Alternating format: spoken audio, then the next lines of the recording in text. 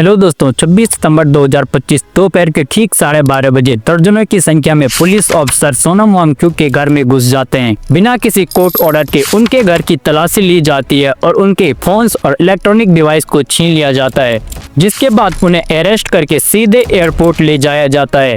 बाद में उनकी पत्नी के फोन पर एक फोन कॉल आती है। इंस्पेक्टर फोन पे बताते हैं कि उनके पति को नेशनल सिक्योरिटी एक्ट यानी कि NSA के तहत गिरफ्तार कर लिया गया है। उन्हें राजस्थान के जोधपुर जेल में भेजा जा रहा है और फ्लाइट लैंड करते ही वो अपने पति से बात कर सकेंगी। और उनकी वाइफ का कहना है कि सोनम वांगचुक ट्रेसेबल नहीं है, उनके बारे में कोई अता पता नहीं है कि वो सही हालत में हैं भी या नहीं, और अगर हैं तो कहाँ पर। और जिस एक्ट के तहत इन्हें अरेस्ट किया गया है दोस्तों, ये अपने आप में ही इतना अनडेमोक्रेटिक है कि अगर सरकार के ये इंसान नेशनल सिक्योरिटी के लिए खतरा है, उसे पूरे 1 साल तक डिटेन किया जा सकता है। इसके लिए उसे कोर्ट में पेश करने की भी जरूरत नहीं है। इसके अलावा लीगल हेल्प भी डिनाई की जा सकती है।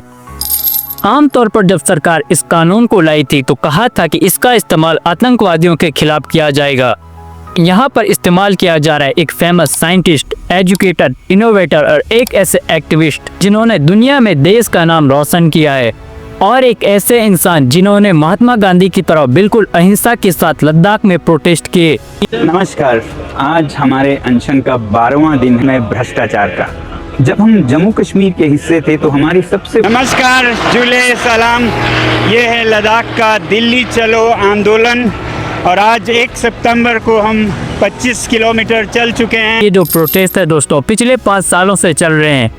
पिछले 5 सालों से एक ही चीज को लेकर प्रोटेस्ट हो रहे थे। बस फर्क इतना सा है कि पिछले 5 सालों में मीडिया ने इन्हें कोई कवरेज नहीं दी क्योंकि प्रोटेस्ट पीसफुल हो रहे थे।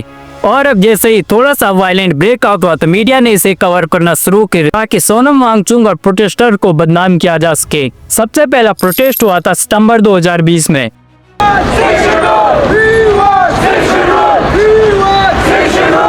इस टेस्ट को कॉल ऑफ कर दिया गया जब अमित शाह ने इन लोगों के साथ मीटिंग की और प्रॉमिस किया कि इनके वादे को पूरा किया जाएगा। लेकिन इसके बाद कोई एक्शन नहीं लिया गया। फिर दिसंबर 2021 और नवंबर 2022 में फिर से प्रोटेस्ट होते हैं। इसमें 2023 में सोनम वांगचुक एक्टिवली सामने आकर इन प्रोटेस्ट को लीड करना शुरू करते हैं। इन्होंने 5 दिन का क्लाइमेट फास्ट किया, सुनी। फिर फरवरी 2023 में इन्होंने जंतर मंतर पर प्रोटेस्ट किया, सरकार ने नहीं सुनी। फिर मार्च 2024 में इन्होंने 21 दिन की हंगर स्ट्राइक करी, फिर सरकार ने इनकी नहीं सुनी। सितंबर 2024 में इन्होंने 1000 किलोमीटर की पद यात्रा की, लेह से दिल्ली तक ये पैदल चल कर गए। नमस्कार, जुले सलाम। ये है लद्दाख का दिल्ली चलो आंदोलन और आज 1 सितंबर को हम 25 किलोमीटर चल चुके हैं। फिर भी सरकार ने इनकी नहीं सुनी। 5 अक्टूबर 2024 को ये इंडेफिनिट हंगर स्ट्राइक पर बैठ गए। 16 दिन तक हंगर स्ट्राइक पर बैठने के बाद होम मिनिस्ट्री की तरफ से एक लेटर आता है कि आओ बात करते हैं, लेकिन बातों में फिर जुमलाबाजी देखने को मिलती है। एक्शन नहीं लिया गया। फिर से ये मजबूर हो गए प्रोटेस्ट करने पर। 10 सितंबर 2025 को सबसे रिसेंट प्रोटेस्ट स्टार्ट हुआ, यहाँ पर एक और हंगर स्ट्राइक करना इन लोगों ने शुरू कर दी। पर जो 15 लोग अनशन पर हैं, उनमें 7 तो भारतीय सेना के भूतपूर्व सैनिक हैं। दोस्तों, आप पूछोगे कि आखिरकार लद्दाख में ये प्रोटेस्ट हो क्यों रहे हैं, तो दोस्तों इन सभी प्रोटेस्ट में, इन सभी मार्चेस में, इन सभी हंगर स्ट्राइक में लद्दाख के लोगों की एक ही डिमांड कि लद्दाख को 6th शेड्यूल में ऐड किया जाए और स्टेट रूट दिया जाए। अब आप पूछोगे दोस्तों कि आखिर ये 6th शेड्यूल और स्टेट रूट क्या है, तो शॉर्ट में कहूँ दोस्तों तो लद्दाख का पर्यावरण, लद्दाख की वादियाँ, लद्दाख की कल्चर और अंत में डेमोक्रेसी का सवाल है। बिना 6th शेड्यूल और स्टेट रूट के ये सब खतरे में आ जाता है। अब आप पूछोगे दोस्तों ये सब चीज कैसे खतरे में आ रही है, तो दरअसल दोस्तों सरकार लद्दाख की जमीन को कॉर्पोरेट को देना चाहती है ताकि वो वहाँ पर मिनरल्स और रेयर अर्थ मटेरियल के लिए माइनिंग कर सकें। अब बात करें अपनी टॉपिक की, तो 10 सितंबर 2025 को सोनम वांगचुक की हंगर स्ट्राइक बहुत ही पीसफुली चल रही थी, लेकिन सरकार ने इस पर कोई ध्यान नहीं दिया।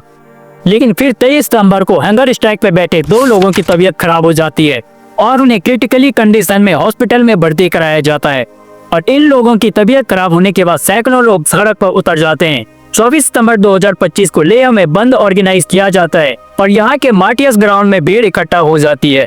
कालों से दबा हुआ गुस्सा और फ्रस्ट्रेशन इस समय तक अपनी फाइनल स्टेज में पहुंच जाता है। और इसी के साथ ये बात भी मेंशन करनी बहुत ही जरूरी है कि दोस्तों लद्दाख में बेरोजगारी की हालत बहुत ही बुरी है। जम्मू कश्मीर रिक्रूटमेंट से अलग होने के बाद जॉब्स में भारी कमी देखी गई है।